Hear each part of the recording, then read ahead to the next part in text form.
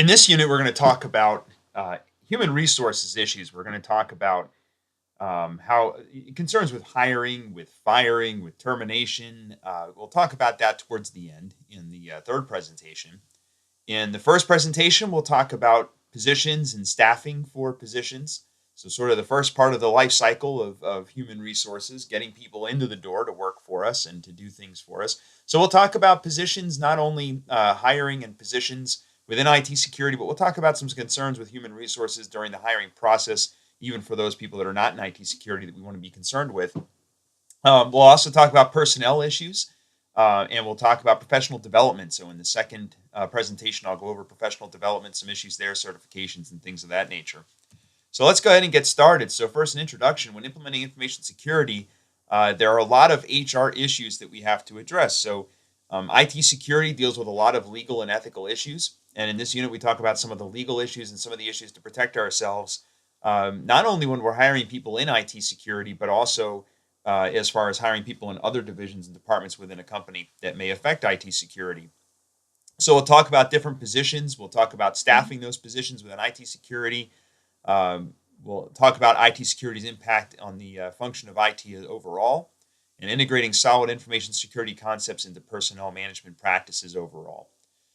So one of the issues with IT security as far as personnel goes is employees can sometimes feel threatened when information security programs are being created or enhanced. So a lot of organizations still have sort of fledgling information security programs that when the information security department starts to grow and starts to become more central in the organization and more visible in the organization, it can tend to make people a little bit nervous. I think in the same way that if you work in an organization and all of a sudden there's more security people wearing uniforms, guarding the doors, that can make people a little bit more nervous and feel threatened.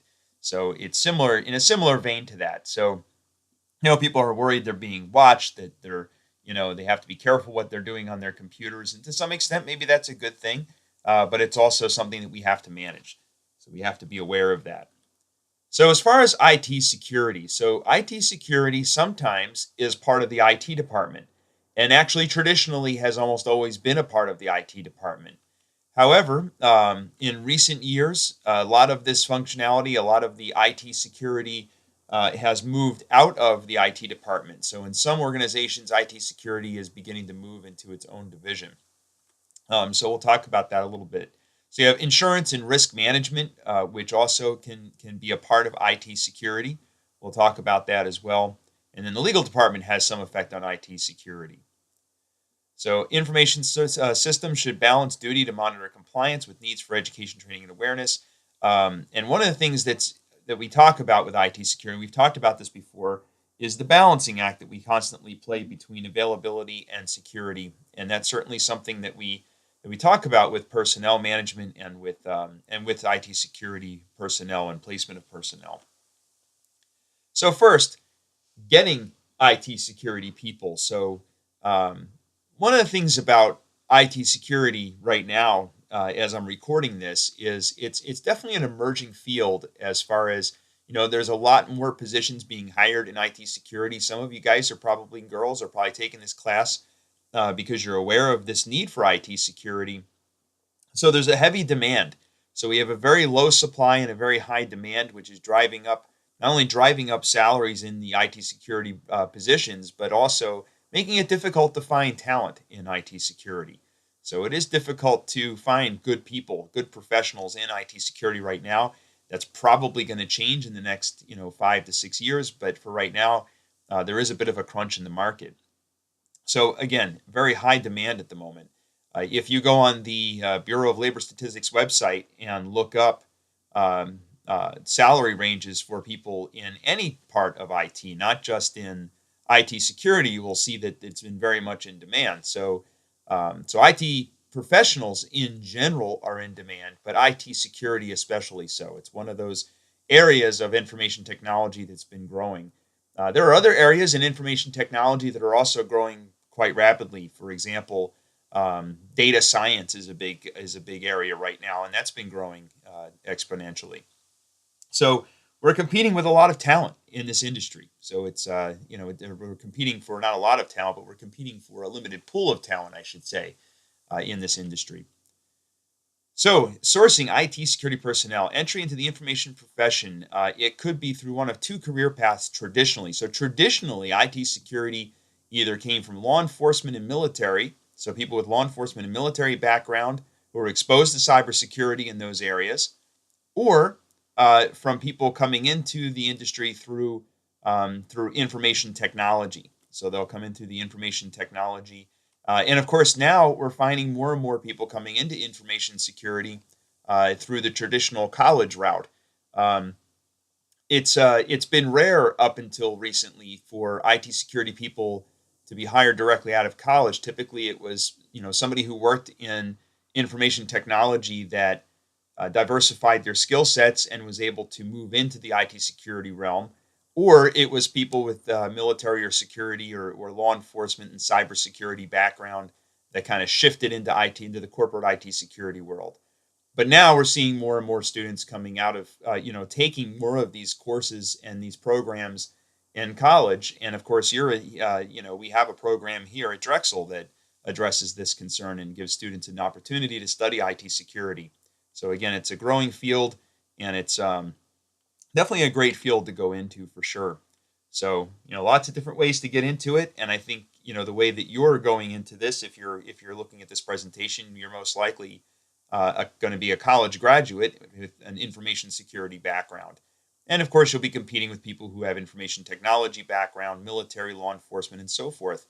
And my advice to you, if you're looking to get into IT security and you're on the lower right-hand side of this graphic as a student, is to try to diversify your skill as much as you can to the information technology realm.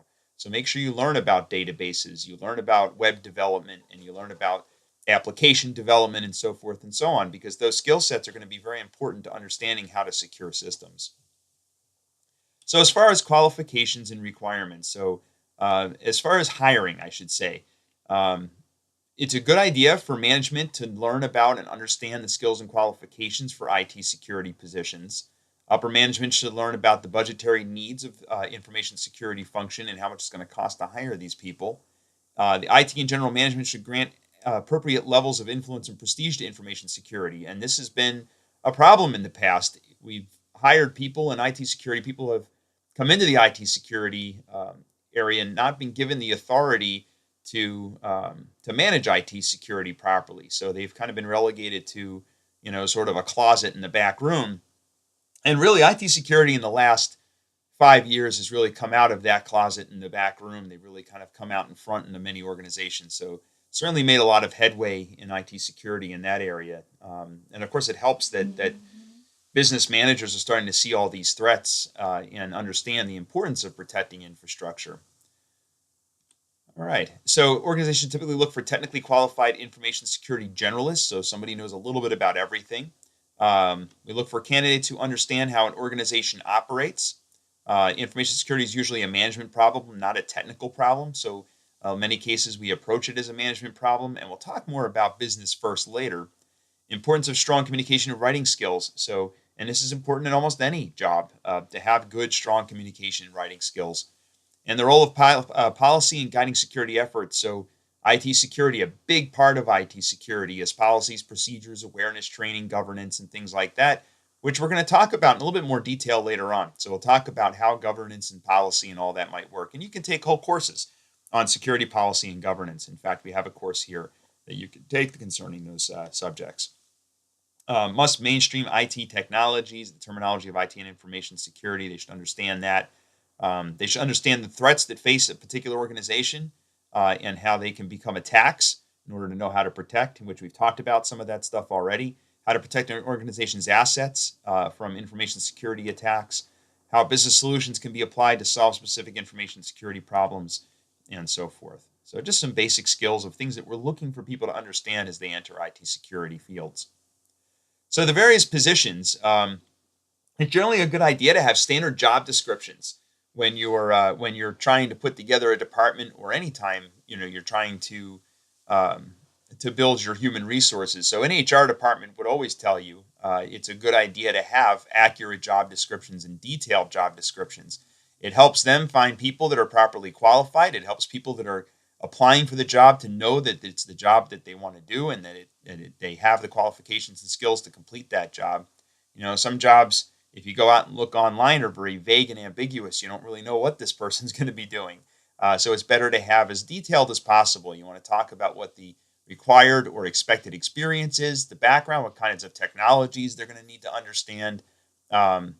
Specific to a degree, I suppose. You don't have to be too specific, but you definitely want to make it enough that you get a good pool of candidates for sure. And also that you can objectively hire for those positions, because if you have a very good description of the roles that you're looking to hire for in any job, not just IT security, as you make a decision to make hiring decisions, it's much easier to be objective about those decisions when you have metrics that you can look at.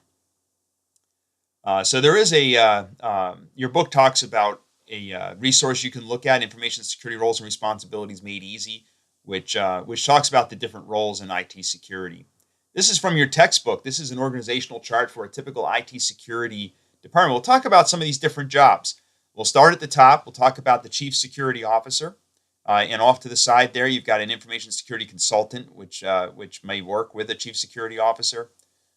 So a Chief Security Officer, a Chief Information Security Officer, CISO or a CSO, generally sits at the top of the structure and can either be lateral to or subordinate to a CTO or a CIO, depending on the organization. And we'll talk more about that in just a few minutes. And then below the CSO or the Chief Security Officer, which by the way is a C-suite level position, so that's somebody in executive level position. If you have a Chief Security Officer, and many organizations now have Chief Security or Chief Information Security Officers. And we'll talk about the difference between those two in a minute. But below that, you might have physical security on the right-hand side. So a lot of times the physical security people are answering to the Chief Security Officer. And on the left-hand side, you've got the Information Security Manager, and then Information Security Administrators and Technicians and so forth and so on below the manager. And we'll talk a little bit about those roles.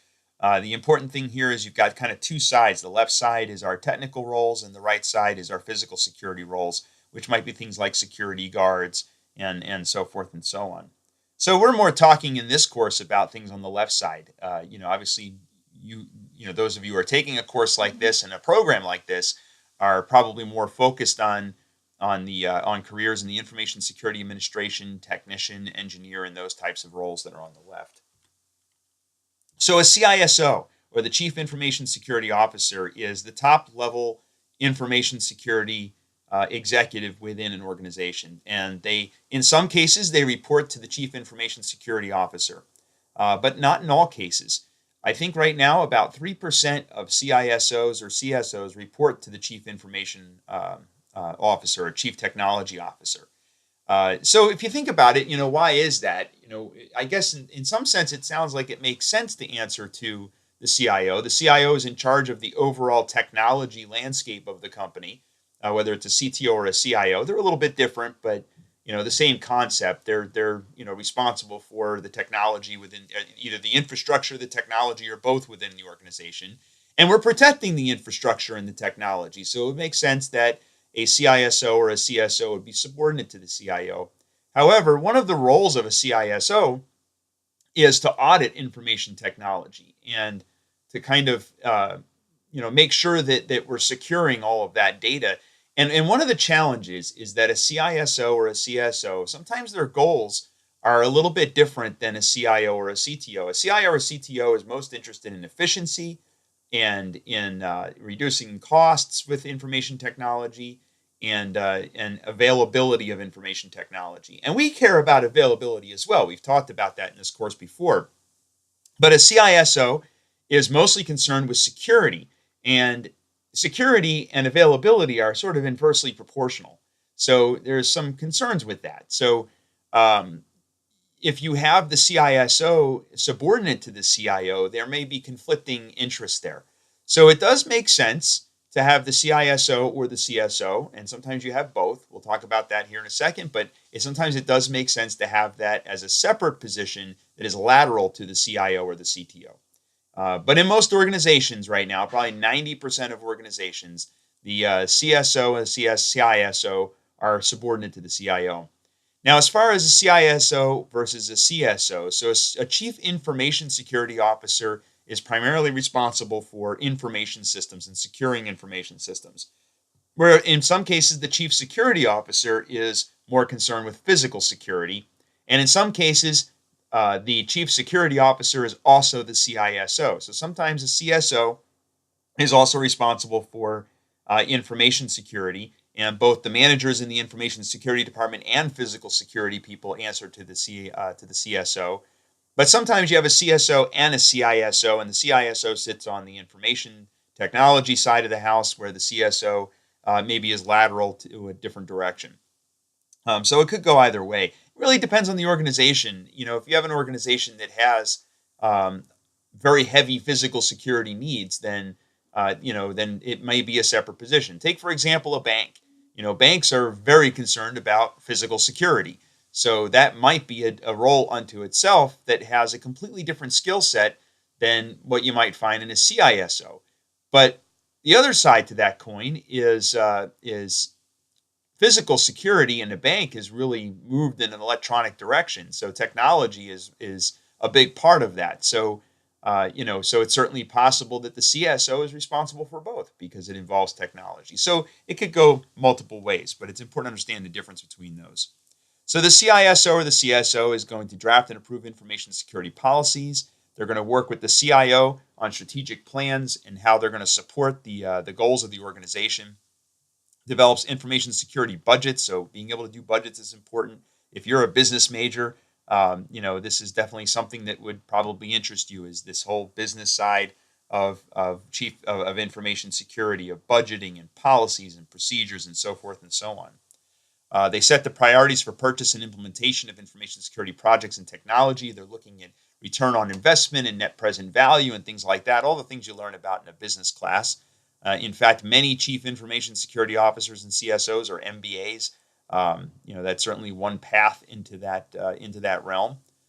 They make recruiting, hiring, and firing decisions and recommendations within their departments. They act as a spokesperson for the information security team to the organization as a whole. Their typical qualifications, usually they have a graduate degree, experience in information security, and some kind of certification or accreditation, which we'll talk about here in a few minutes. So the CSO, as I said before, it may be combined with physical security responsibilities.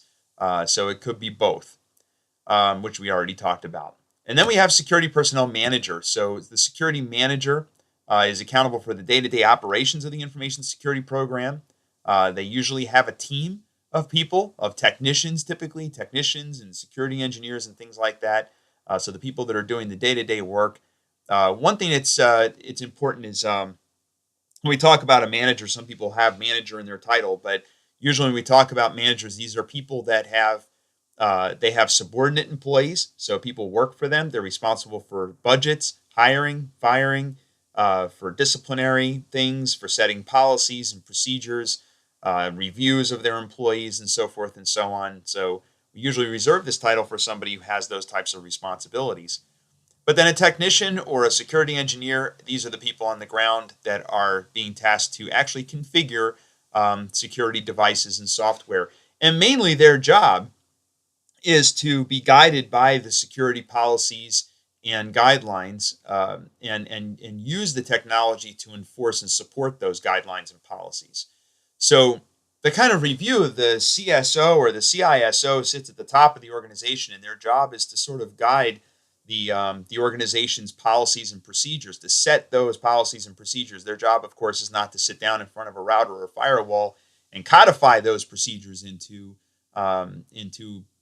routing rules or access control lists, which we'll talk about later on. That's the job of the technician. So a technician should be somebody who is skilled enough to know how to operate and program that equipment and maintain that equipment, and be able to do so in line with those policies and procedures that have been defined.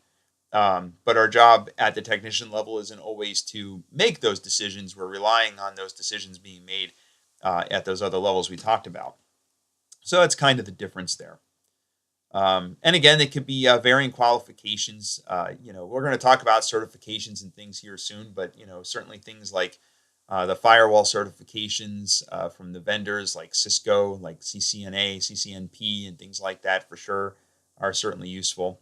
Um, but then other certifications are probably not as concerning for a technician. Usually it's, and the other thing it's important to note is that you don't necessarily have to have an IT security degree to work as an IT security technician. You can go to school for information technology or management information systems and probably be qualified to be a technician in most cases, because you'll know how networks work and you'll know how Active Directory works and things like that, and you would be able to apply those concepts. All right, so stay tuned for the next section where we're going to talk about certifications.